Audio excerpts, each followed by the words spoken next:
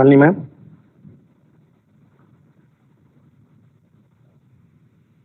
Sir, I'm in, sir.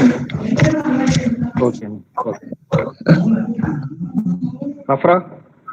Yes, sir. Okay. We can start. Sir, Ramesh sir? Shall we start, sir?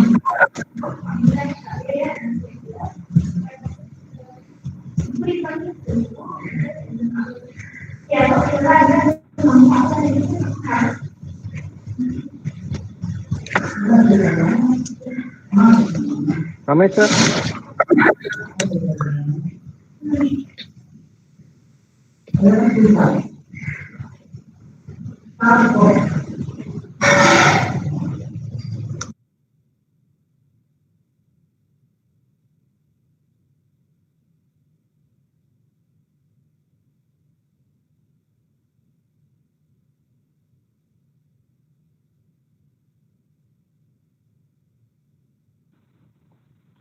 Ramesh sir?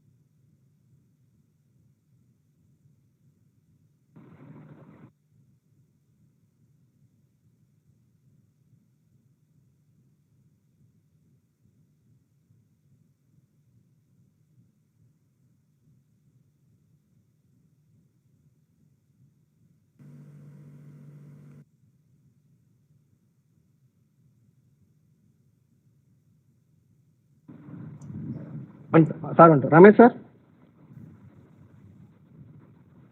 Sorry, but there was some internet breakdown in between, so I got disconnected. Okay. We can start, sir. Yeah, can start now. Okay. Afra? Yes, sir. A pleasant good evening to one and all who have gathered here. Libraries are sacred time machines where knowledge flows and magic is eternal.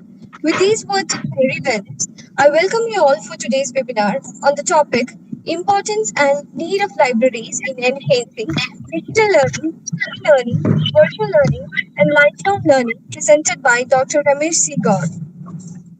Before getting started, a gentle reminder, participants please mute your mic at the time of presentation. The session will be open for queries once the presentation is over.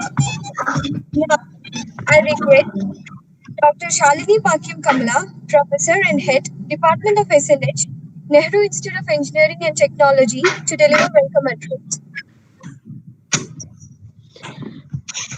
Distinguished speaker and renowned academicians and other participants, a very warm good evening to you all. We have been enriched in digital aspects nowadays through the knowledge fort of Nehru Institute of Engineering and Technology. This PKDAS knowledge fort, now it is taken in charge of Dr. Senthilkumar, who has arranged a lot of webinars for the academicians' sake as well as for students and library sectors. So today's webinar also it is useful for all people through the role of library. So I'm happy to welcome you all for this national webinar on importance and need of libraries in enhancing digital learning, e-learning, virtual learning and lifelong learning. A webinar organized by PKDAS Knowledge Fort from Readers Club activity in association with National Digital Library of India. At this juncture, I'm happy to welcome our distinguished resource person, Professor Dr. Ramesh C Gaur, Dean and Director, Library and Information, Indira Gandhi National Centre for the Arts, New Delhi, Ministry of Culture, Government of India. Having you here amidst us is a great thing for us, sir. Happy to welcome you and other principals and faculty members, especially from the library department people. All are usually you are giving your regular presence to us to conduct all the webinars successfully. So today also you have come. We are happy to welcome all the participants. And finally, student participants are also here. We are very happy to welcome you all. Thank you. Thank you so much, ma'am. Now I request Dr. P.T. Vijayaraj Kumar, Director, Department of Management Studies, Nehru Institute of Engineering and Technology, to deliver presidential address and introduce our resource person. Most respected resource person of today's webinar, respected organizer, respected head of the departments, learned faculty colleagues, dearmost participants from various parts of our country, a very good evening to one and all. Today, our PK, those Knowledge Port, ND and NDLI, Nehru Institute of Engineering and Technology, Coimbatore, is organizing a national webinar on importance and need of libraries in enhancing digital learning, e-learning, virtual learning, and lifelong learning. We should know the importance of library and need of library. In this modern world, we are focusing towards e-learning, virtual learning, and digital learning. But new education policy is based on learning outcomes, experiential learning, art integrated learning, sports integrated learning, and storytelling based pedagogy is the new mantra. Libraries as learning resource centers and librarians as facilitators of learning have a very important and a new role. We have a perfect and correct resource person today with us. On behalf of Nehru Institute of Engineering and Technology and Nehru Group of Institutions, we welcome you, sir. Once again, we welcome you, sir, for this program. Now, I am very much happy to introduce our resource person. Professor Dr. Ramesh C Gaur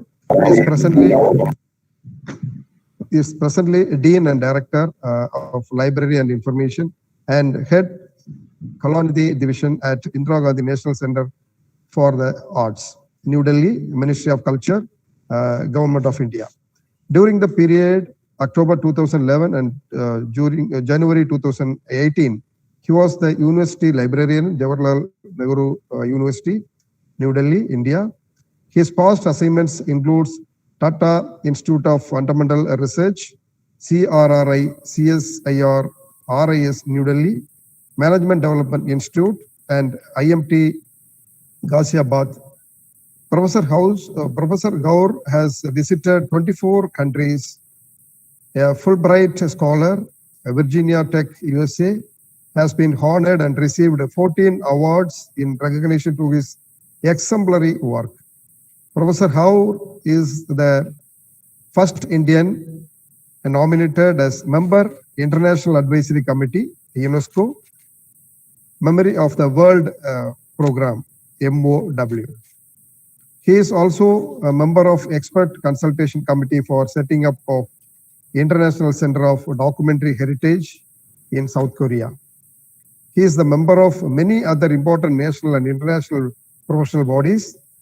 Important affiliations includes member Governing Council, Infonet, member of Research Council for CSIR, National Institute of Science, Communication and Information Resources, New Delhi, member International Consultative Committee on Digital Duhong, China, NDLTD Board of Directors, member Governing Body, Sahit Sukhdev Singh College of Business Studies, University of Delhi, member of UGC Draft Regulations Committee of Blagarsham Regulation 2018, expert member IFLA Program Advisory Committee on Global Cultural Heritage, and various other committees of International Federations of Library Associations, member Database Advisory Board USA.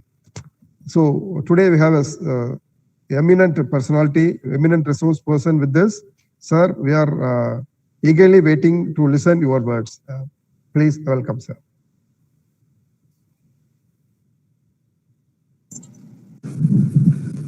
Many thanks for your kind and very generous introduction. Is my voice clear?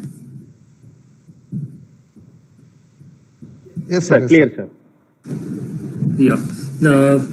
So thanks for inviting me for this important webinar. So I think Dr. Senthil was behind me since many days, and he wants me to speak. And like in the morning also, I have a webinar, so it is a quite hectic day after going to office and then coming back and having another webinar. So maybe a little tired, but I will try to do justice to this particular topic. So let me share my presentation, then I will start my talk.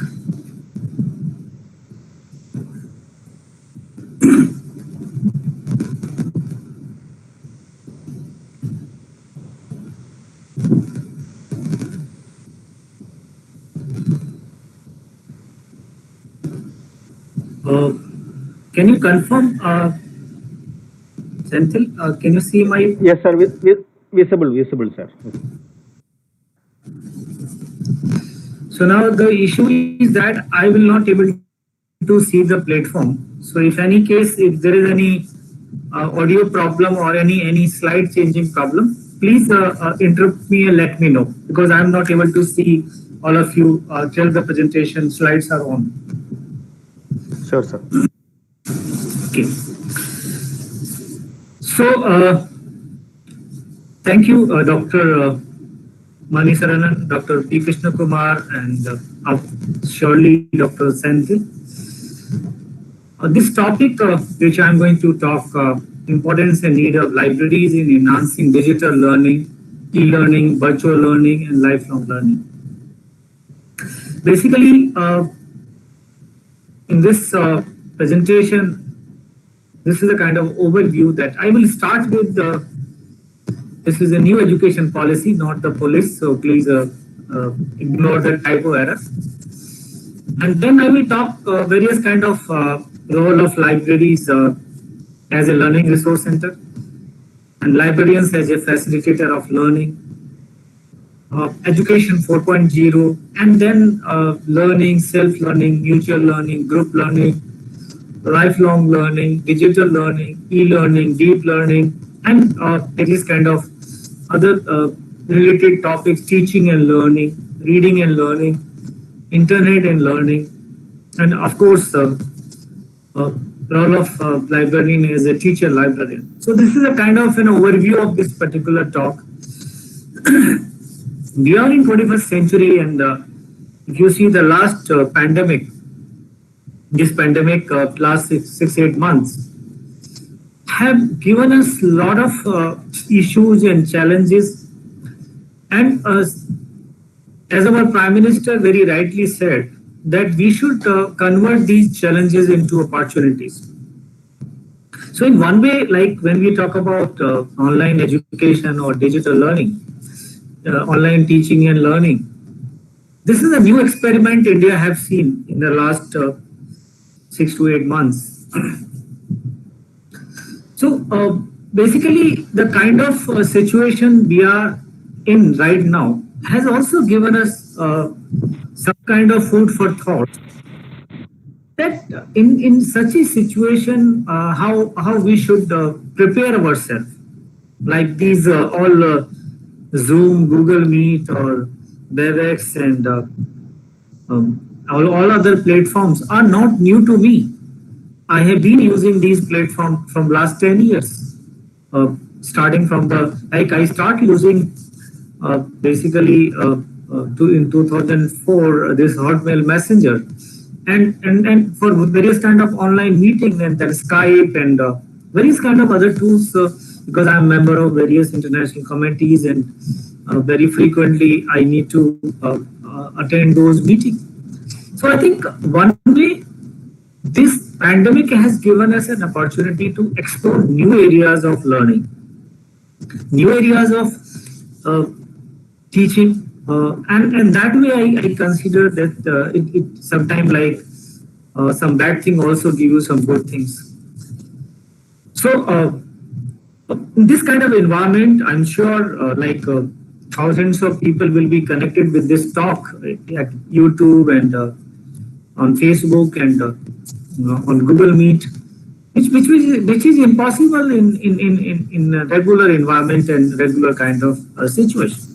So let's always explore ourselves. Let's always explore the situation. Let's also explore the environment and try to learn something new. Try to do something new. And this my talk, I think I have not seen any such talk so far in this, at least in the last 6 months. It may be the first talk I'm delivering on this topic. I remember like when in 2012, I start talking about issues concerning plagiarism. In JNU, when I start exploring the library's domain expertise as a specialization in plagiarism reference management. That was the beginning, and now I'm so happy to see that almost every university, every college, every librarian is organizing or engaging in various kind of talks on reference management tools, on predatory publishing, on research ethics, on plagiarism, on falsification, on fabrication. So I consider myself as a pioneer in that area because after I was nominated to this UGC Committee on Plagiarism Regulation, and I ensured that the librarian should get a due place. Library should get a due place in this issue of research ethics, research publication ethics. And now this 2-credit course on research and publication ethics has given a new dimensions, new role for libraries and librarians. So on the similar lines, I consider this my talk as another pioneering step. I am going to propose something very, very new, which libraries have not discussed so far. I'm going to talk something different, which we have not talked much on these lines. So let me hope that this talk is also going to be a kind of pioneer efforts from my direction, and librarians will respond, and libraries will respond to it. So on this positive note, let me start this today's talk. Let's begin with the New Education Policy 2020. Most of you might have gone through it. Most of you might have seen the basic provisions in New Education Policy. If you go through the entire New Education Policy, you will not find a word called library in the entire education policy. There is a word digital library, but you will not find a single occurrence of library in the New Education Policy. Means there is no reference of library in the New Education Policy. Why this is a kind of do you think those policymakers and those people who have formulated this policy are not aware of the importance of libraries? I think there is a change scenario, there are change mindset, but other way, if you see, learning has occurred at so many places, starting from initial school education to college education and higher education. Everywhere there is a reference of learning, and I think as a librarian we should consider ourselves fortunate that now we are entering in a new area, new domain. We are learning, and libraries are very closely connected with each other. So let me just talk about the few important points which I feel are directly related to libraries in this new education policy. So the first point in this new education policy is foundation literacy and numeracy for all children. This is a school education. So this is the aim of this education policy, to have education, universal access to all. So in that, foundation literacy and numeracy has been given a very important place. And another important thing is, in this direction, digital infrastructure for knowledge sharing, Diksha. This is a program proposed at school level. So this is directly a kind of repository proposed in this direction. And third thing is a national book promotion policy. So if you see, these three things are proposed at school level to enhance quality of education and of course learning. So these are the three opportunities which are directly related to learning and education. So here we need to come out, we need to prepare our school libraries in such a way that they can play a crucial role in this new education policy in these three areas. Now, another important area which is very well defined, very well talked about this in this policy is experiential learning. What is this experiential learning? Basically, it talks about learning by doing, hands-on learning, art integrated learning, sports integrated learning. So there is a lot of focus on kind of pedagogy, which is a very important in this area of learning. So here it is another opportunity for all of us, all the libraries, to come and put ourselves in this area where this is a scope for experiential learning. Story-based pedagogy is already some initiatives are there in this country, but not a well planned, or we don't have any storyteller. So let's librarian take this opportunity, and the school librarian particularly, they should learn art of storytelling. So they should become a storyteller. And this is another opportunity I see in this particular new education policy, which directly related to the libraries. Of course, there is a mention of creation of digital library at all levels. And when they talk about the learning, there is a clear-cut focus of this education policy. Learning should be holistic, integrated, enjoyable, and engaging. That's a message given in this policy, that it is not just completing the course. It is not just forcing students to learn something. I think they should enjoy learning. They should engage themselves in the learning. So this is another important thing which the library can see their role. And of course, optimal learning environment. Optimal learning environment cannot be created without help of the library. So you cannot think of any learning environment in any university, in any college, in any school, in any research institution without the library. So here, this is the direct engagement of libraries in creating optimal learning environment. Adult education and lifelong learning. This is there's a separate chapter on adult education and lifelong learning. See, if you see, India has there was about 12% literacy rate prior to our independence, and now it is about 72% literacy in the country, and many states are less than that. So average is 72%. So how to make it 100% literacy? See, in the beginning, I have always been supporter of the idea that libraries play a very important role in literacy, in this adult education and lifelong learning. See, all individuals who are not linked with a school, college, or universities, where they have to go for learning, where they will go for making themselves literate. Libraries are the only place for them.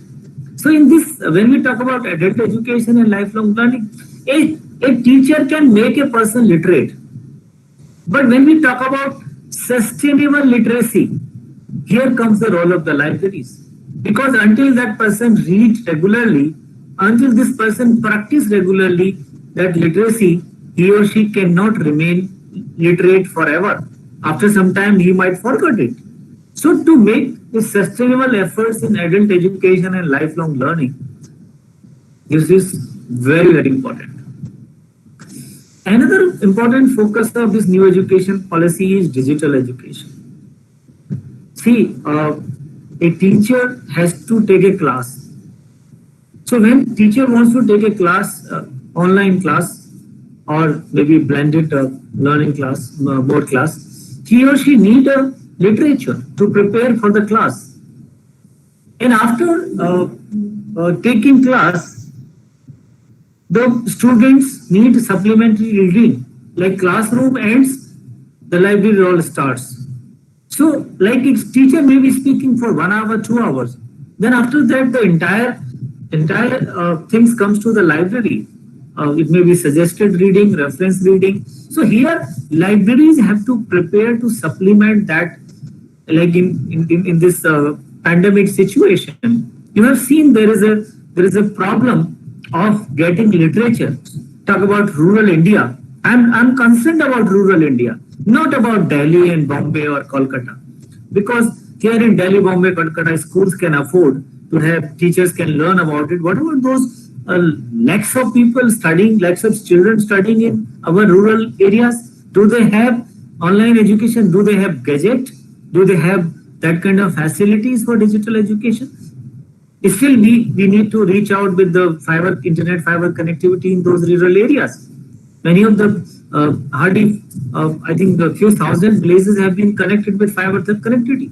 So in this digital education, we need to promote digital literacy, we need to enhance the infrastructure. And the most important component of this entire digital education is the library. Without libraries, without electronic resources, without databases, without open access resources, no digital education is ever possible. This teaching is just a few hours job, but library's job is round the clock. So I think let me clear you that this new education policy has given us a lot of food of thoughts. It has given a lot of challenges to us. Now it is you, the librarians. You have to analyze it. You have to understand it, and then accordingly you have to prepare to play this new role. And how you are going to play this new role. Before that, you need to understand this new development in the technology front. So after new education policy, I would like to bring to your attention to another important thing that is called the Internet of Things. Like technology is changing. We started from internet in 90s, and then we have been talking about Web 1.0, Web 2.0, Web 3.0, and now we are talking about the Web 4.0. And in this Internet of Things, there is a multi-dimensional changes. Now it is more about connecting, more about interaction. So here, Internet has become more interactive in Internet of Things. Video is going to play major role. Audio video is going to play. We have not heard of video journals in the past, but now in the future we are going to see more video journals. YouTube is playing a very, very important role in this entire domain of this particular pandemic situation. So there are a number of things which are going to change in this Internet of Things in form of devices, in form of media of communication, in terms of data, and data, big data is going to play a very important role. Artificial intelligence are going to play a very important role. Deep learning is going to play a very important role in this particular Internet of Things. And definitely it will be a more machine learning than the human intervention or human interaction. And this Internet of Things, Industry 4.0, and now Education 4.0. So what is this Education 4.0? This education 4.0 is known as the future of the education, where man and machine align to enable new possibilities, harness the potential of digital technologies, personalize data open source contents, and the new humanity of this globally connected technology fueled world. Establishes a blueprint for the future of learning, lifelong learning from childhood to schooling to continuous learning in the workplace to learning to play a better role in the society.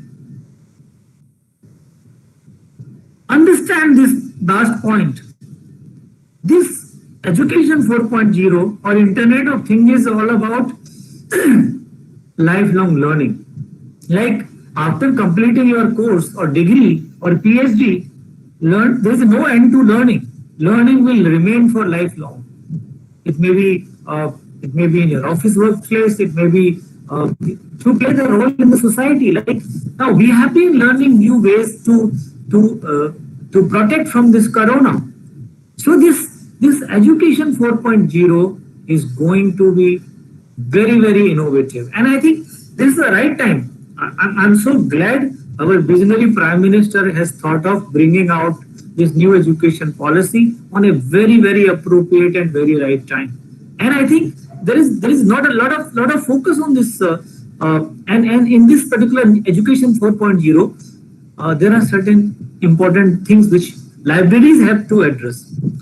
See, basically, learners as a content producer and sharer. The person who is a learner is also creator of the information. There is a learner who is engaged in making connections with the rest of the community, and there is a lot of focus on open access of information.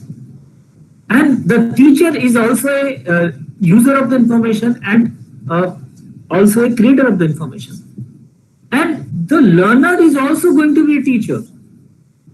So this entire education 4.0 is going to make us in a kind of scenario which is supporting or which is demanding anywhere, anytime access. So your libraries need to prepare for that anywhere, anytime electronic access to your resources. You need to think of personalized information to your user. You cannot just think of that I have acquired a database, I have acquired a e-journal, I have acquired a books, I have acquired this. Now my job is over. My dear friend, this is your misunderstanding about the current situation. You have to think of personalized information. You have to think of flexible delivery of information. Now, users do not want your help just in downloading an article. They need a lot of value addition to that. And you have to act as a peers and mentors for the users. You have to really give them a location. You have to provide them complete details, why, where, not, what, how. Because there are so many questions they are going to ask, and your resources, your learning resources should have certain kind of practical applications. And you have to really think of a kind of evaluation of information. You have to really do the packaging of information. So according to the need of educator, according to the need of teachers, according to the need of researcher, students, and other users, you have to really create a new environment. And in this new environment, e-learning tools facilitate opportunity for remote self-paced learning. So e-learning is going to be the key. Flipped classroom, where the theoretical part is learned outside the classroom, involve personalized learning. This personalized learning is going to play very important. This blended learning, flipped classroom and bring your own device culture is going to play a very important role. When in a country of 1.2 billion people, if we have 2 billion mobile phones, it means like many people are having multiple mobiles. And now it is reaching to the even to unreached. And project-based learning and working. Students to obtain real-world skills that are representative to their jobs. Course-based platform which assess students' capability at each step, measures their competencies, students' ownership. Mentoring will become fundamental to student success. Now the teacher role is going to be a mentor rather than a strict teacher. So mentoring has become key in this new education environment. So now you as a librarian are going to see this kind of change in the environment. Now how are you prepared for that? Are you willing to become a partner in teaching and learning? If you are not, then you are not required. You will become just a clerk. If you are not able to update yourself, adapt the things, adopt the things, you are nowhere required. So this is a threat to you. This is a clear-cut threat to your survival, threat to your profession, threat to your positions. So now it is up to you. You really want to convert libraries as a learning resource centers, or you just want to have traditional libraries? So in this new role as a learning resource center, libraries has to revise, modify, and also update themselves in the new ways of identification of print and non-print learning resources. We are going to be in a hybrid world, but more and more electronic resources will be added in the near future. So how you identify relevant digital learning resources? And not just identification, you have to really have a thoughtful and very planned way of acquisition of learning resources. You have to put a lot of thinking in it. It is not just some faculty is asking, buy this book and you are buying that book. You have to use your own vision. You have to learn about the subject area of your institution, your university, your college. You have also think of having more and more open educational resources connected with your users. You have to also think of connecting to the open course bears. You have to also talk about connecting your users with open access resources. So in this entire open world, you as a stakeholder, you are a promoter, you are a facilitator, you are a creator. You have multiple roles in this open education business. And this indexing, abstracting are going to be key. See, in this information overload, indexing is going to play a crucial role. That in this such a vast internet, such a vast worldwide web, or a large number of journals and millions of articles, how to search the most relevant and most needed information to your user, so that indexing is going to play a key role. You need to evaluate the resources. So you have to summarize, you have to do packaging, and abstracting is also going to play a very important role in your new role as libraries as a learning resource center. Location is very important. You have to connect your user to a particular resource. So that location is very important. And searching new searching strategies. You have to really make them understand that searching is not simply go to Google and search it. Google is not everything. Google is misguiding you many times. It is giving you irrelevant information. So in that case, selection of searching and selection is very, very important. And you have to find out new ways of, you always need to explore, you always need to invent, you always need to work on this area. And most importantly, you have to learn how to evaluate information resources and how to guide your, like particularly those young scholars, young researchers, young students. We call them screenagers, or those are millennials. They have not seen such a huge information earlier, and now suddenly they have been exposed to that kind of information. It is a challenge for them. So how to really cope up with this? So libraries has to prepare themselves as a resource center, as a learning resource center, and they have to become partners in teaching and learning, in research, in adult education, in lifelong learning, in school education, everywhere you have to become partners. You have to become an integral part of learning. Learning maybe for teaching, for research, for lifelong, for literacy, for any kind of purpose. You have to become partner in that. And as a professional, you have to become facilitators of learning as well as a teacher.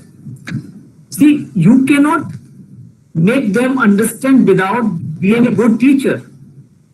Right? You have to really redefine your role more as a teacher than just an administrator.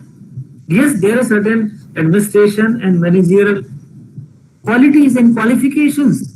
But when you talk about librarian as a teacher or librarian as a facilitator of learning, you have different role. You have been doing organizing user orientation and user education program, but that now has changed.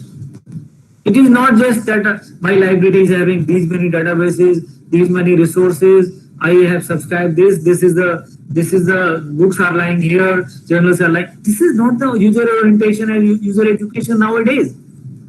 You have to really plan a systematic user education for your new student, for your new user. You have to really talk about virtual tools. You have to think of virtual referencing and various kind of other things. You have to provide access to information resources through efficient and well-guided systems by organizing, retrieving, and circulating resources. And these things should be matching with the current needs of technology. Like mobile has become crucial. So mobile technology is also going to play a very important role. You have to increase more and more virtual referencing, information literacy, media literacy, e-research literacy. How to deal with fake information, because that fake information can guide you to the wrong way of learning. So that is another important thing for you to organize various kind of literacy programs. After class is over, teacher's job is over. So now the student depend upon you to supplement the teaching by library learning resources, to make them more to clarify doubts, to also like if you like I'm delivering a talk, and after that if you don't practice or if you don't read something additional information, you might forget it. So after teaching for learning, you need to go to the libraries, and you have to, as a librarian, you have to make certain kind of packaged information. Library is the best place for mutual learning, where people comes and interact, two individuals talk to each other, and same group learning. Like this, library is the center place, and students from all streams comes. So it is also a very good opportunity for group learning, and it also help in building an information literacy research community. Libraries help in building information literate research community. Talk about the public libraries or special libraries, research libraries, they always play a very important role. Librarians have to provide additional assistance to students with particular learning needs or abilities. But for example, there are students with the disabilities. So how you are going to provide them various avenues for learning, various kind of learning tools, learning resources. So library role is going to be very crucial. And my dear friend, this is a golden time. This is an opportunity for all of us to come forward and grab this opportunity and prove that yes, I'm the facilitator of learning. And let's talk about learning sciences. Learning sciences is the one area which has not been explored much. So let's become an expert on learning sciences. Yes, you are an expert on library sciences. Now think of becoming an expert on learning sciences. Add learning sciences to information sciences and library sciences. So I see a very clear-cut role for you. Now, let me just define you, give you an explanation on different kind of learning, and I will give you an example that how in each and every learning sphere, you have a role to play, and how you can connect yourself. And start with understanding what is learning. So Merriam Dictionary defines learning as the activity or process of gaining knowledge or skill by studying, practicing, being taught, or experiencing something. The activity of someone who learns knowledge or skill gained from learning. So libraries are the best place to gain knowledge by reading. So and whenever some doubts are there, teacher is not always available. Now we should not say that doubts are cleared from books and journals only. Our internet is so big. Like day before yesterday, we got a new mobile phone, and we don't know how to shut down. And immediately a video was seen on the YouTube, and information was given that yes, this is the way you have to change the setting. So now internet has also supplementing libraries. There are, I never say that internet is substitute to the library, but it is complementing and supplementing libraries. So and what is the learning process?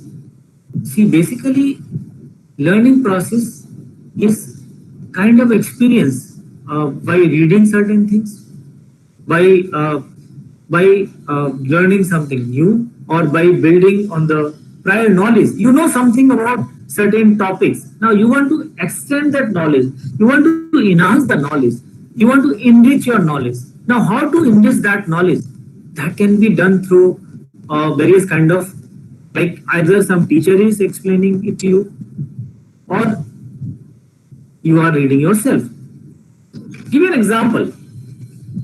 I did computer science in 1989, and what I was taught in my course was basic, photon, COBOL, DS, plus, Fox Pro. Now, when I started my job, half of these languages were already out from the business, and slowly I realized that none of these languages are useful for me.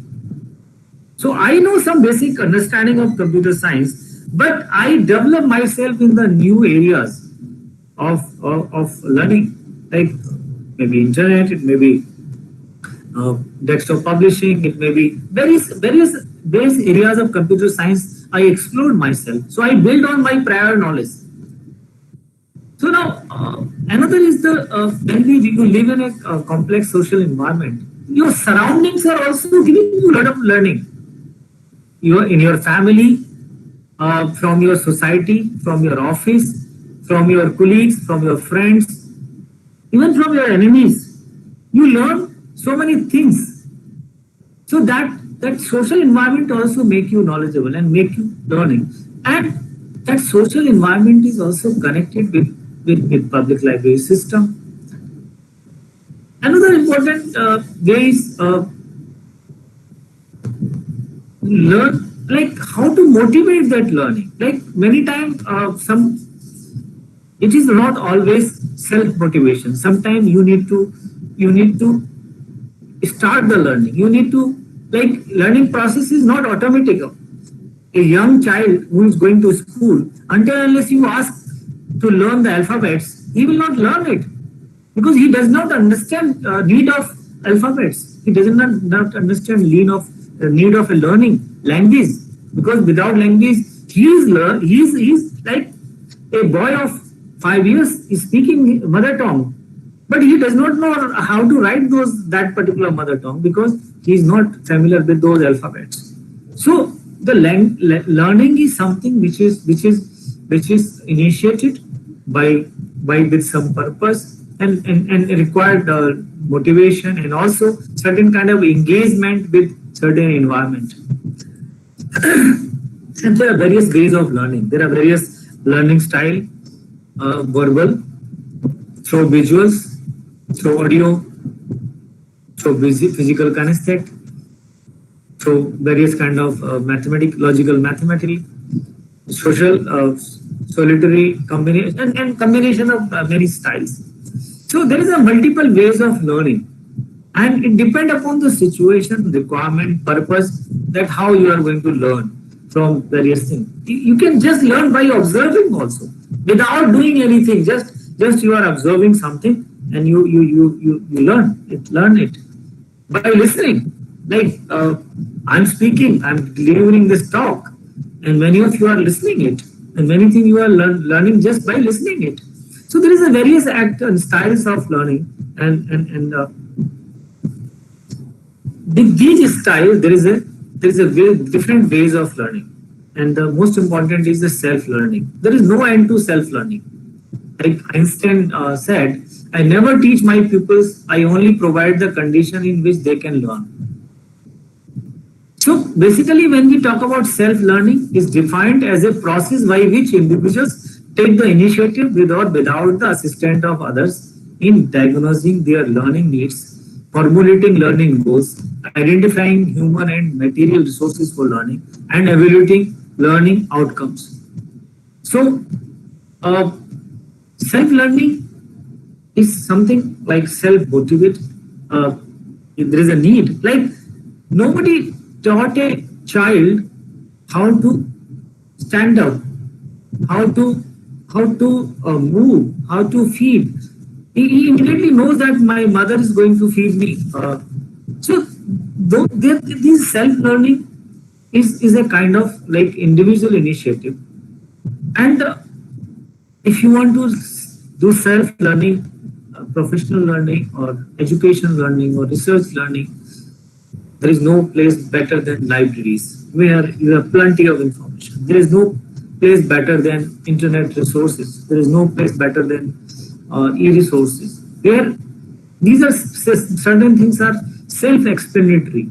So in self-learning domain, libraries have very, very important role.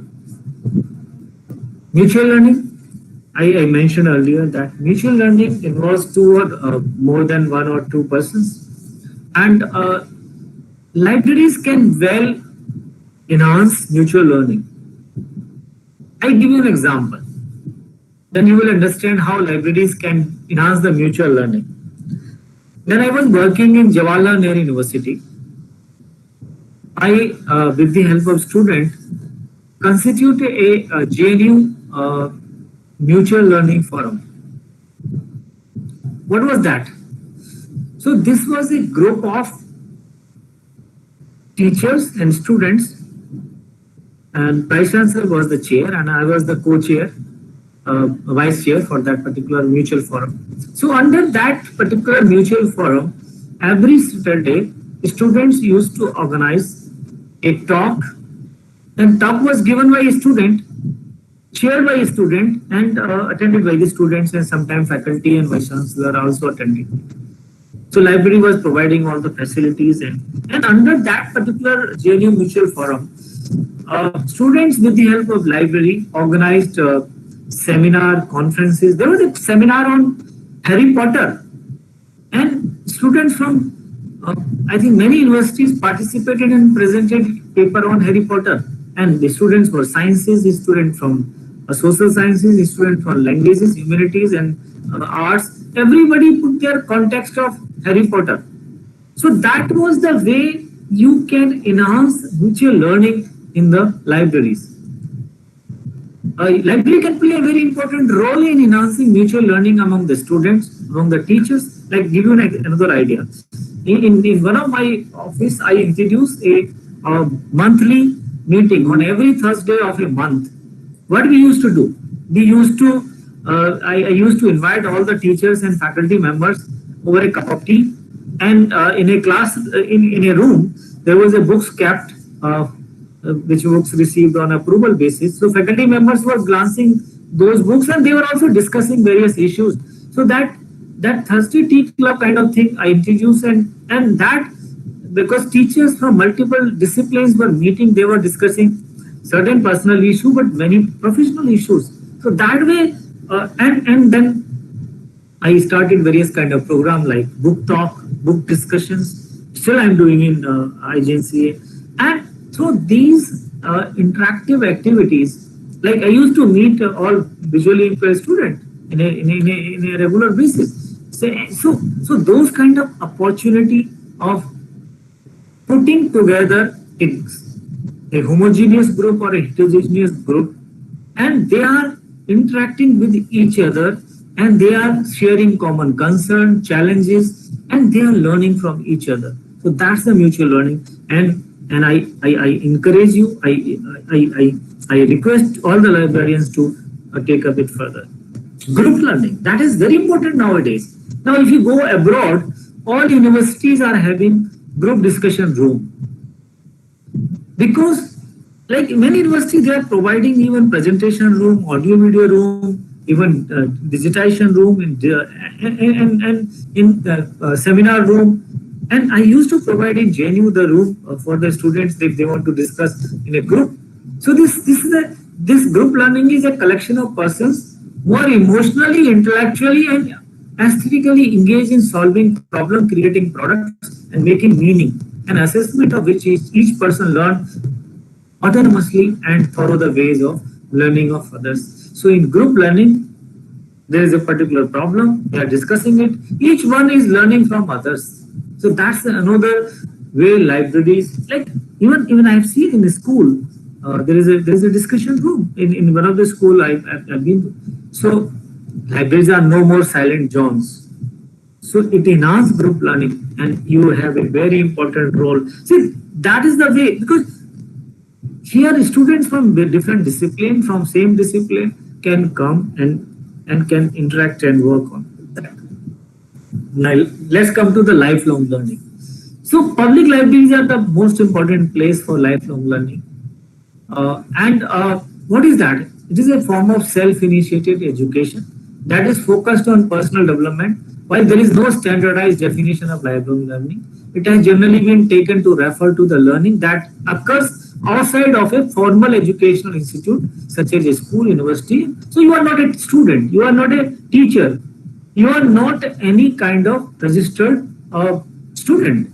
So, but you are learning through books, through internet, through various kind of other formal or informal learning opportunities. So this may be adult education, this may be professional upgradation. Like when I was, see, this is the first time I'm talking on this topic. So last 3 days, I was searching on internet so many things, or many of the contents. These contents are not mine created contents. I have borrowed these contents from internet resources to speak on this topic. So I was learning from internet, what are these all kind of learning. So in this way, to deliver this talk, I have to prepare for this topic, and I also learn many things. So like when I started my discussion on plagiarism, research ethics, and all those issues, in 2012 I was the beginner, and now I'm the expert on that area. So how I develop expertise? Through continuous learning, and that continuous learning is also known as lifelong learning.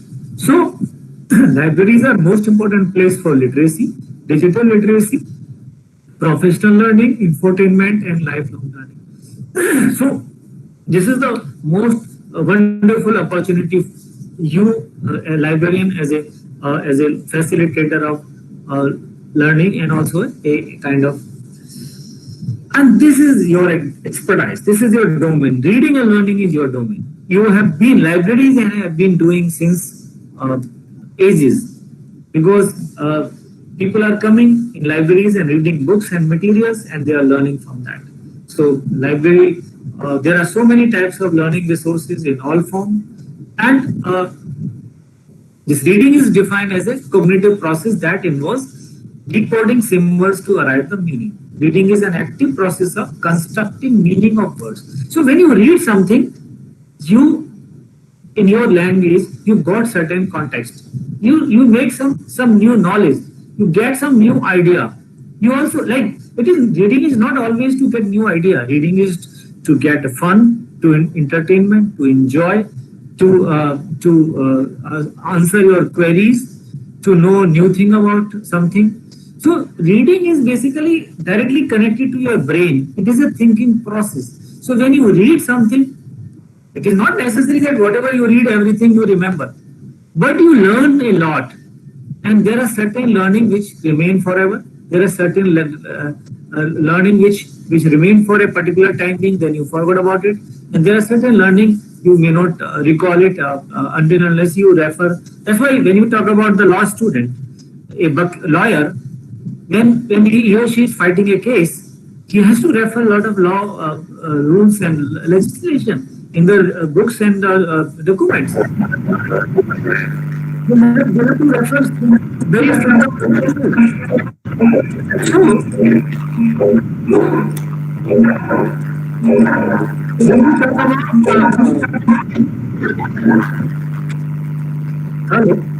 when we talk about various kinds of process and so according to research, reading is a process that negotiates the meaning between the text and reader. So in this context, sometimes basically learning, reading and writing, this is quite interrelated. You learn by reading as well as writing also. And in my experience say, when you read, you get some good learning. But when you read and write, then you get more learning. So both reading and writing, if you see that when you were in schools, you were a child, you were asked to repeat, you were asked to write think something frequently, again and again by the teacher, write 10 times. So why you to write 10 times? Because by writing again and again, you are memorizing, you are learning. So reading, writing and learning are quite connected with each other. Now let's talk about teaching and learning. See, we know that this is a very important area, and entire education system is based on teaching and learning. So basically, teaching is learning is a process that includes many variables. These variables interact as a learners, work toward their goals, and incorporate new knowledge. In this, teacher basically teach the students on a particular topic, on a particular concept, and motivate them to learn something new, and also help them in understanding the hidden treasure of the knowledge, because there are so many things in the world which we don't know. So this teaching help us in becoming a novice, the professional expert, and also a expert learner. So this teaching is through classroom, this teaching through various other modes. Like now online education is becoming very popular. So in this teaching and learning process, there's a teaching learning cycle where like a teacher plans something that I want to teach the student this particular topic, and then after teaching it goes to the student, and the student analyze and get some ideas out of that, and then they adapt it into it. And they also sometimes like they are making some project, some process, they are also appearing in examination. So this entire life cycle, there is a plan involved, there is a teaching involved, and there is an analysis and learning from those teachings, and also adapting certain things from the teaching. Everything somebody may not be adapting, but there are certain things being adapted. So, and now then comes the blended learning. So we know traditional learning, traditional classroom learning, where teacher was teaching on the blackboard, and students, we have seen that particular time. Now the younger generation see the online learning mode where a PowerPoint presentation is being used. And also now with this online Zoom or other media, we have been teaching. So when this online education is merged with the classroom, it becomes blended learning. So blended learning combines classroom learning with online learning, in which student can in part control the time, place and place of peace and place of the learning. So I advocate teacher design blended learning model in which teachers determine the combination that's right for them and their students. See, why I am supporting this blended learning? Because now everybody has been fed up with this online teaching, online learning, because everything cannot be one way or like just one process is not good for health, because there is a lot of advantages of online learning, but there are certain disadvantages of online learning. There are some advantages of classroom learning, but there are disadvantages of that also. So let's combine together and have blended learning. But in this entire teaching, learning and blended learning, libraries have very important role, and we have to complement or supplement that particularly. Now, this is the another area which has emerged in last few years. Like first time MIT started this e-learning course, and now every country, including India has this Swayam, or there are EPG Pathshala, or number of e-learning, NPTEL and all those things. So e-learning, you all know that basically by using electronic technology, educational curriculum is being some course syllabus is made, and online this is online education, online examination, degrees delivered online, everything is online. So there is nothing offline, everything is online in e-learning mode. And even e-learning has certain advantages and certain disadvantages. If you compare e-learning with traditional learning, so traditional learning takes place in classes, and e-learning takes place on computer. So basically, traditional learning is mostly face-to-face classroom setting, where trainer is training. But e-learning is that there is no teacher. Computer is a teacher. Teacher has done the work, but he is not available, always not available on that to guide you. So in this context, like absolutely, there is a lot of focus on e-learning, but every subject cannot be taught through e-learning. Every subject is not possible to taught through e-learning, and there's a certain disadvantage. In this context, library has to play a very important role as a promoter, as a disseminator of e-learning contents. Like many times students are not aware of that. So librarian as a facilitator should disseminate the information about various e-learning courses and various e-learning modules for the students. Now the most relevant in current context is the digital learning. And digital learning is not possible without, definitely after online class, you need digital resources. So you need databases, you need various kind of technologies. So there are certain important features of this digital learning. So this digital learning is either through internet or digital library. So it has digital library has various objectives. It is used for informal learning, it is used for formal learning, it is used for professional learning. Like it is used for lifelong learning also. Some award of degree, some award of diplomas, and then just like for some regular updates. So in that context, there are certain things. Like most important thing in this digital learning is anytime, anywhere access to anyone, any content, including multimedia. So that's a technology, digital contents, and digital instruction. These are the key for this digital learning. And nowadays, there is a lot of focus on making this more interactive using artificial intelligence, semantic web, and virtual reality and augmentation reality. So these new technologies are making education, digital learning more interesting. Like take a simple example, I can give you Siri. Now in your household, you are using a television, like any kind of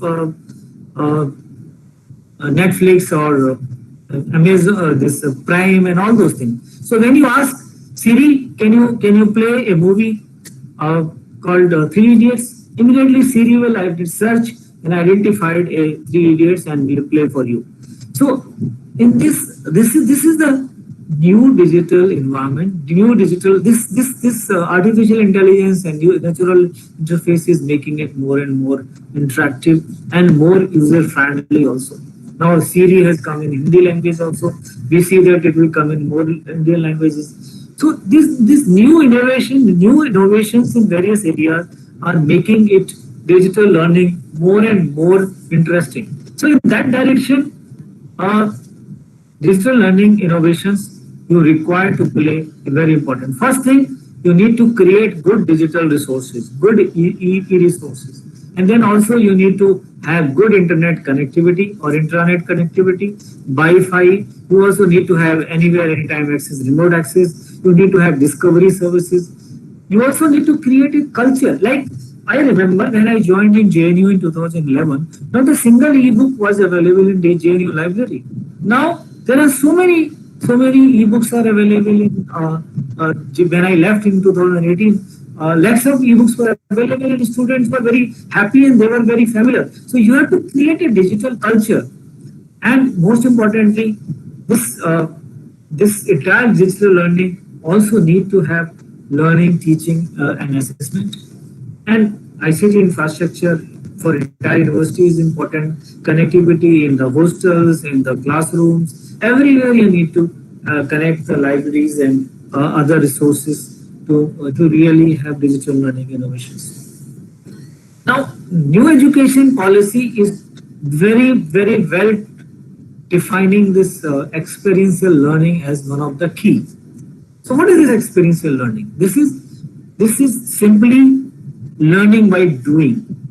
So in this experiential learning, you have to start something. You want to do something, let's try it out. Instead of just theoretically learning something, let's try it out. And when you are trying it out, you may have different experiences, different observations. So analyze those experiences from the multiple perspectives. Like you did something, now there may be different experience with different individuals. So let's analyze those experiences and then learn from those experiences that how you got the knowledge, and you try to compare those experiences with the existing knowledge and understanding from the reading material, from the internet, or from the other sources. So now, after gaining the experience, you need to verify and you need to connect those ideas, and you need to link those existing knowledge and understanding with those your experiences. And after connecting those ideas, have active experimentation. Formulate a hypothesis, plan action, and test it. Like first you got an experience, some idea to do something, and then you have verified those ideas with the existing knowledge. So then you are sure that this is going to happen like this. So then you do the experimentation, and then you get some. After the experimentation, you give the real lifetime experiences, and that hypothesis can be verified. So in this entire process of experiential learning, learning by doing, it is something, a new way of learning. I don't know how much Indian academicians, Indian students are prepared for that, but this is going to be. Even I'm also trying to learn more about that. I don't know I'm exactly defining this to you or not. There may be some better definition or better explanation of experiential learning, because I'm also a learner. I'm also trying it out. Like when I was speaking on this topic, I was also trying to write. This is experiential learning. I try to speak on this topic. And then I'm trying to get certain kind of feedback, and I will get some comments and discussions from all the participants, and will able to know that how much I am able to explain this particular topic, experiential learning. And there is a cycle in this experiential learning. Explore, question relevance, have experience, have hands-on engagement, and connect with the prior knowledge, and create a new idea, and then share that idea, integrate with the different observations, and now that idea will be permanently cemented into your brain. So in this entire cycle process, it is a new learning experiences, and hope that this may help internet and learning. Definitely, internet is fundamental to achieving this vision of the future. It can improve the quality of education in many ways. It opens doorways to a wealth of information, knowledge and educational resources, increasing opportunity for learning it and beyond the classroom. The internet has become a unique platform for learning. Its 24/7 availability and broad range of information offers allow for the creation of brand new learning methods, not only acquiring domain specific and general knowledge, but also for developing new learning skills. So that is the threat to us.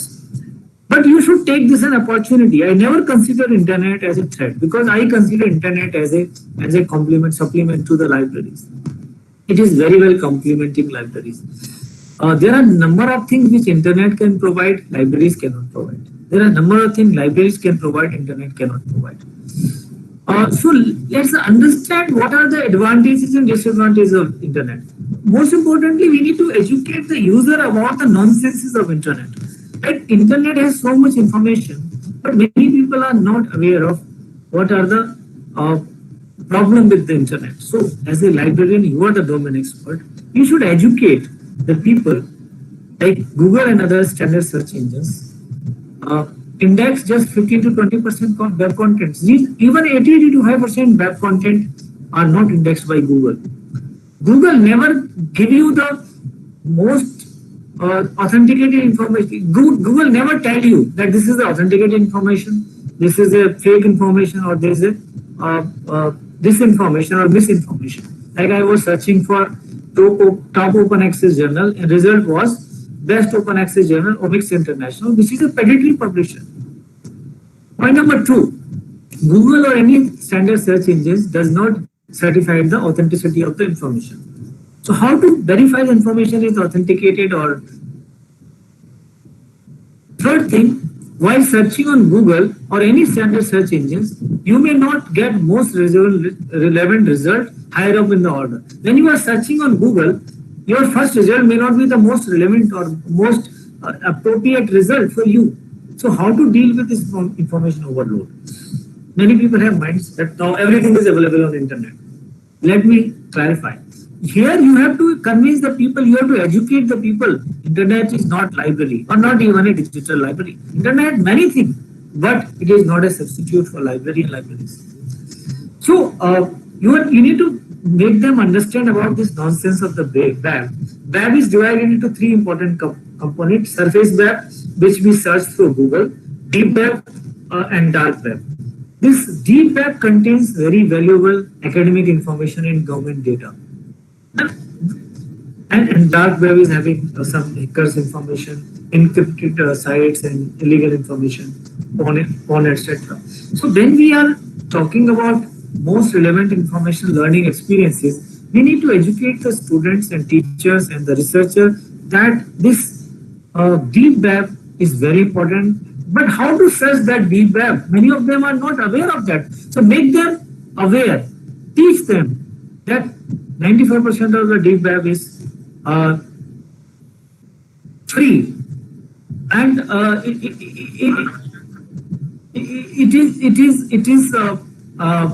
it is up to you how to make use of that. And many of the people don't know how to search this deep web, and this is something librarians expertise. Librarians can teach them that how to search deep web. Like there are various kind of search engines to search deep web. Meta search engines like Academic Index, general search engines and databases like Oyster, academic search engines and databases like Google Scholar, scientific search engines and databases like GoPubMed, collaborative information and databases like Delicious, open access search engines like Core. So, like, here comes your role to educate and make them understand about this various kind of search engines. Now, deep learning is something a very new and innovative ways of machine learning and making machine-driven searching or strategies or learning. A lot of work has to be done in this area, but some work has already been done. So librarians need to prepare themselves to make use of such new technologies. Now, in the last part of my presentation, I'm talking about the people who are with the learning disabilities. So library as a social organization, research institute, academic institute, everywhere there is a people with learning disabilities. So means they have a disorder in one or both the basic psychological processes, and there are different kind of diseases, dyslexia, non-verbal learning disabilities, and there are various kind of other disabilities. So in these areas, you have to develop the collection. You have to provide them tools and technologies to like deaf and dumb or any learning disability, which people cannot read me like me and you, who are physically fit. You have to develop your resources and expertise in this learning disability. Like when we talk about visually impaired student, they are print disabled. But nowadays there are so many good softwares are available, accessible online libraries are available like Bookshare and Sugam Pustakalay, and there are a lot of screen reading softwares which convert digital to. So like in JNU, I developed very good facilities in form of Helen Keller unit. There were 100 students in JNU who were print disabled. So similarly, libraries have to think over developing resources for people who are print disabled, who are facing various kind of learning disabilities. So now let me conclude with this presentation with my conclusions. I would like to emphasize on few things. Now it is a high time that we should rename libraries as a learning resource center, because library is not giving the right meaning to our collection and our job. Because librarians are doing more than what libraries are, simply a repository of resources. That was the mindset, and I think sometime by giving a new name, like when Prime Minister thought of disbanding Planning Commission to Niti Aayog. There is a new thoughts and new ideas about Niti Aayog. So sometimes like renaming something makes some better prospects. So I recommend that we should rename our libraries as learning resource centers. Libraries should develop plans and policy to enhance learning experiences in libraries. You should become more and more personally connected with the users and think of having your facilities, services which enhance the learning, self-learning, mutual learning, group learning, reading and learning. All these areas, you should develop yourself a facilitator of learning as well as a teacher librarian. Now, it is very important for you, if you really want to sustain your higher positions, you want to really sustain confidence of the user, you have to become a good teacher. Even I recommend those library science teachers, many times this teacher of our library science, they feel they are different from librarians. They're also under threat. You also need to think. So let's redesignate library information science courses to library information science and learning sciences. According to me, we should add word learning sciences, library, information and learning sciences. And accordingly, the course content should be designed. Like in many universities abroad, learning science is the subject. So we should really add a new word learning sciences into our course curriculum. And this new degree should be library, information and learning sciences in place of library information sciences. And library position may also be designated similar to the other academic and research position. Like we should fight for it. Like if you are a university, librarian should be professor and associate professors and assistant professor. If it is a CSIR lab science, librarian should be a scientist. And this is not something I'm saying first time. In all CSIR lab, librarian used to be a scientist 1A, scientist B, scientist C, scientist D. I think this we have surrendered. Similarly, in other areas, and when we talk about public libraries, we should talk about director of libraries or director of deputy director of libraries. So those kind of designation should be according to the, I think this librarian word has changed because the concept of libraries has changed, the mindset has changed. So we really need to work on giving certain thoughts to it. These words, I think I just give acknowledgement to all the resources. Most of the resources I used in these presentations are not mine. I have borrowed from internet and I have given acknowledgement to them. But however, any omission is duly regretted. And this presentation is to mainly create awareness among students, researchers, and librarians about the learning and role of libraries in learning. And these slides have been used for various presentations. And here is my email IDs. And now I will be stop sharing the presentation and will be coming back to the platform to interaction. And if you have any questions, comments, suggestions with these words, thank you very much. And I express my sincere thanks for Dr. Senthil for organizing this wonderful talk. And this opportunity to have something new. Hope I am able to do some justice to the topic. Thank you. Over to Dr. Senthil. Thank you very much, sir. Thank you. Wonderful presentation, sir. Participant, if you have any query. Yes, good evening, sir. Good evening, sir. Please ask, sir. Yeah, this is Indira Gandhi from IMT Business School, Dubai. Yes, please. Thanks a lot for your excellent presentation. Sir, actually, most of the leading institutes in India, like IIT and IMT or Indian School of Business, IIM, like they used more than 20 years back for maximum online databases and everything, even though they provided for remote access or like off-campus access and online resources. Now, during the pandemic, only most of the universities, 10% we can say, even the school level, college level, university level, everyone they're thinking to, like online learning, digital learning, or online databases, ebook, e-journal, everything is making mandatory now because due to the pandemic of COVID-19. In case after the pandemic, the same thing it will be continued, like only for online learning or something like. Even if it continue, what will be the impact of the job opportunities for the academicians? Now we can find most of the places like salary reduction, unpaid leave, because due to the pandemic, and also still they are conducting classes through the online, but still we can find like salary reduction or unpaid leave or something like. So what will the impact, sir, if we continue for only for online learning? Thank you, Halagumani. Hope you are doing well.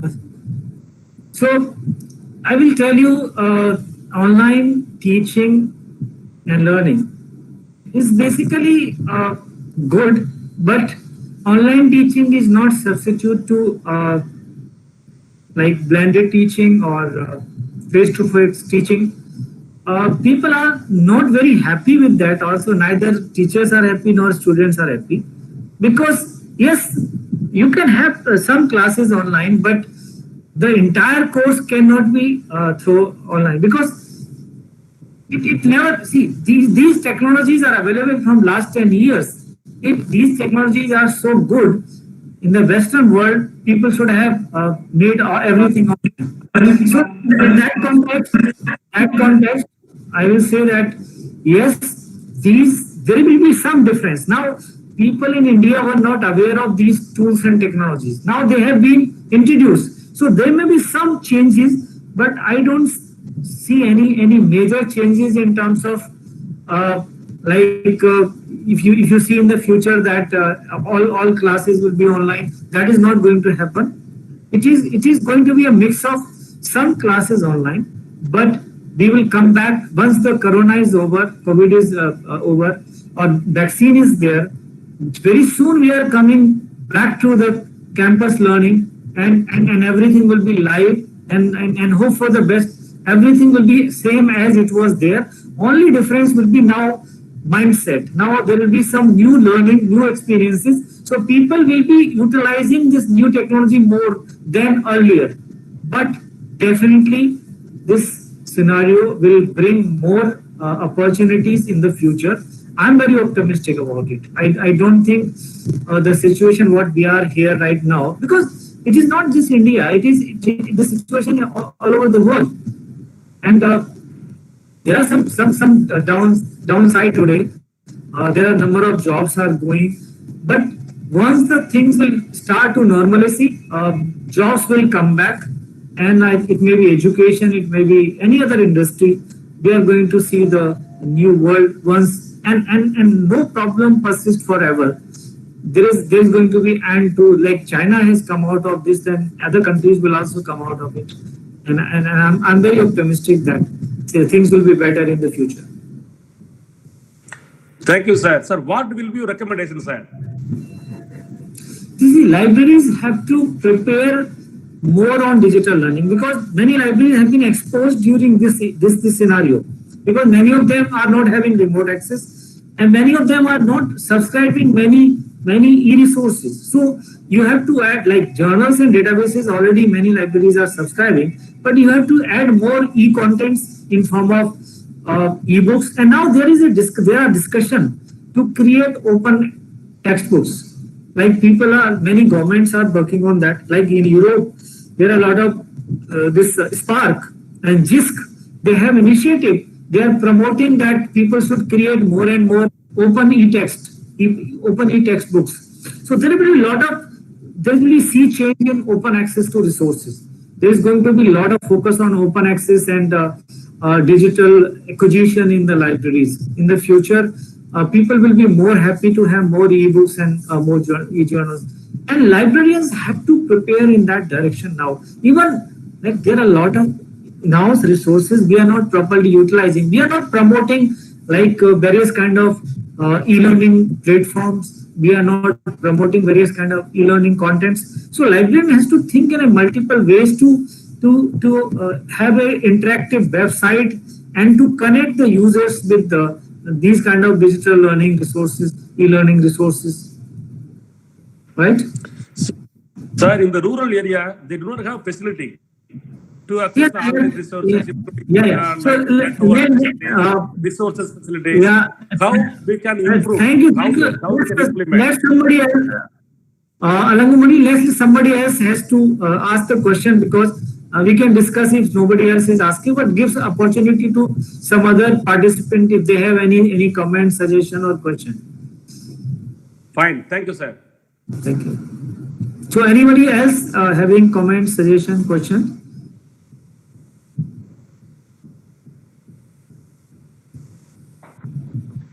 So one question from YouTube, sir. Yes, please. What's the new digital age challenging? What's the new digital age challenging from Bala? For the libraries? So for the libraries, the new challenges are something which we have seen very recently, that now we have to prepare ourselves to deal with this kind of pandemic situation. Many times, like we are just waiting for something to happen, then we are working on that. But we should prepare ourselves, and the first thing is that we should work out to have more digital contents, which I have just explained. Also, we should strengthen our infrastructure. And in the entire talk, I have given you a new dimensions for library professional, that we have to redefine we have to really accept the new role. Like I have been getting messages from many librarians, like there are some working in newspapers, there are some working in that. So they are losing jobs. Why they are losing job? Because those newspapers are now getting less business. It is more on e-contents. But I think this is the time when they should develop them in more ways, like versatile. You should be a multitasker. You should be a digital technology expert. You should be you should know about when you talk about online teaching and learning, you should develop yourself how to make use of various kind of online platforms, how to supplement those online resources, how to create more open access contents, how to help in e-learning cell, in promoting more e-learning content, in creation of e-learning content. So like librarians have to now develop themselves in more into technology rather than just a person with acquiring certain journals and databases and books. See, your role is not just to acquire something or manage something. Now your role is to also play a role in other dimensions of your institute. You become a part of, like today somebody called me and said that, sir, my institute has asked you to take classes for PhD student. So this is good thing. You should prepare yourself. Sir, I have never taken a class. How to take class for PhD student? So that then you have to you have to develop yourself. So that is the new challenge. You should learn what are reference management tools, research misconduct, scientific misconduct. So I think these are the new challenges for libraries and librarians in digital age. Yes, Senthil. Thank you, sir. Thank you, sir. So one more question, sir. How can we know which sources are fake? Yeah, very good question. And this is the new role for the libraries and librarians to understand. Like, see, there are various ways of checking the authenticity of information. First thing, as a librarians, we know that source. So we should start from that the information coming is from the peer review system, peer review journal, or some kind of reputed publication. So the first thing is the reputation of the source. Second is there are certain tools like Google Checker, Fact Checker. Google Fact Checker is a tool. By using that, you can establish the authenticity of that particular information. There are a number of such ways. Some technologies are available which help in, like, the video is fake or not.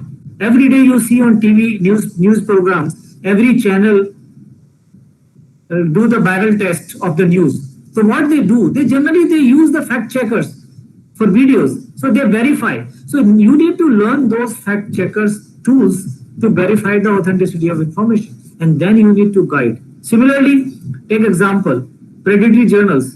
You should learn what are the predatory journals. Predatory journal is not, there are a number of criteria to identify predatory journals. So any article published in predatory journal is not good. So you can say this is not a genuine research article. So these are the number of ways where, and this is another opportunity for librarians to learn how to deal with this fake information, fake misinformation or disinformation. Yes, Andy. Thank you, sir. Last question, sir. Which role librarian can play in blended learning? Multiple.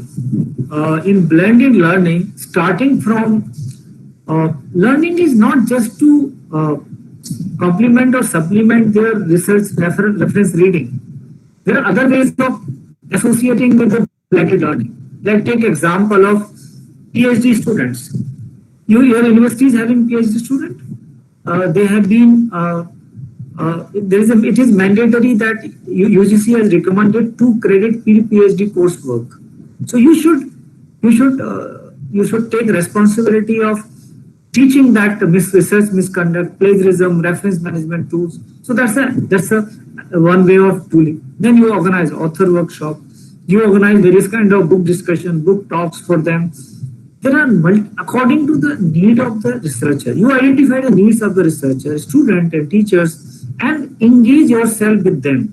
Like connecting with your user is the way where you need to you can be part of blended learning. Like when we talk about this e-learning, there are a number of courses on e-learning. You can become partner in developing a e-learning course on fake news, on fake information.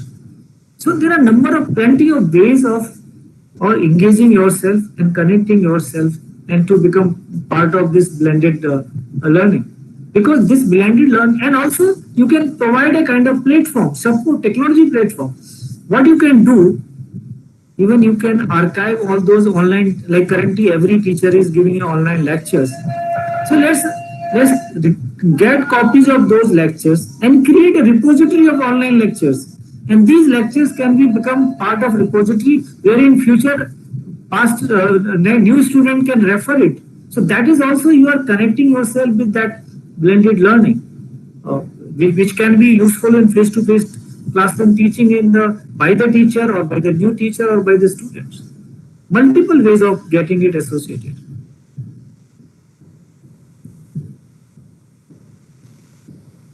Yes, Senthil. Sir, last question, sir. Last question. Yes. Sir, is there any AICTE norms for procurement and maintaining of e-books like print books and journals?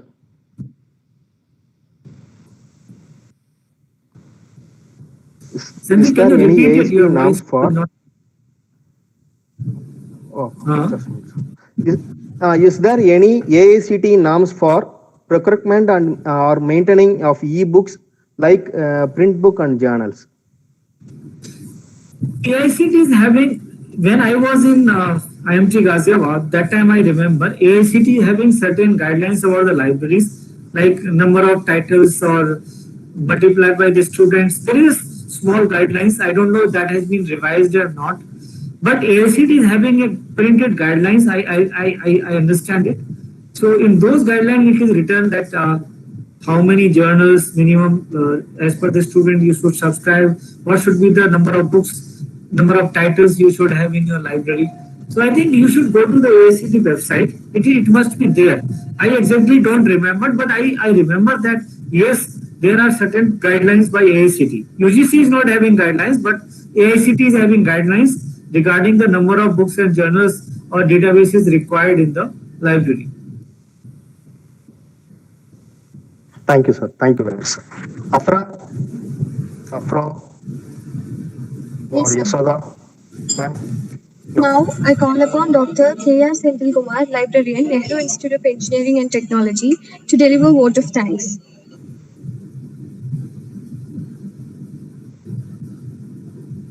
Good evening to all.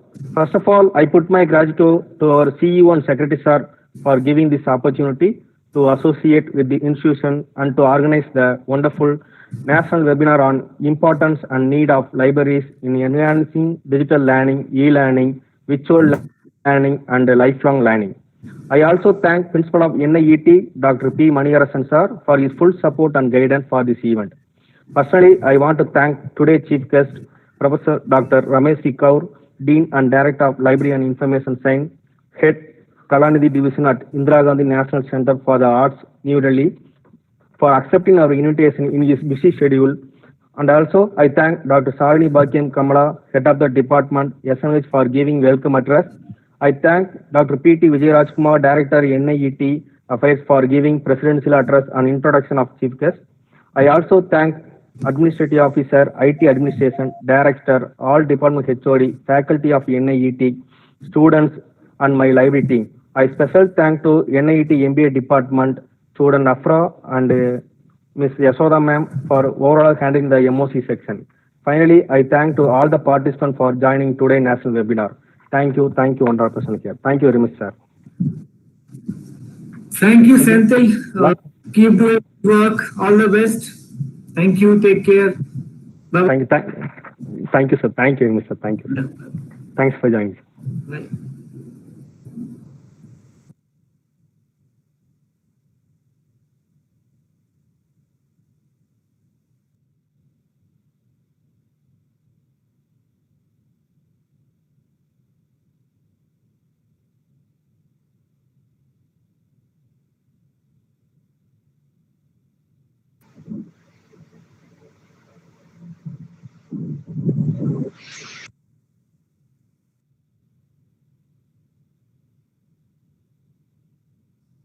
Sir, thank you.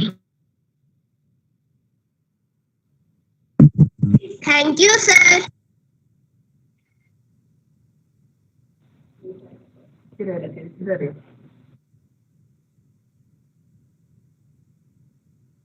Thank you, sir. Ramesh, sir. Thank you, sir. Thank you, sir. Okay, sir. Thank you, sir. Thank you, sir. Thank you, sir. Thank you, Sanjida Pandey. Thanks for joining.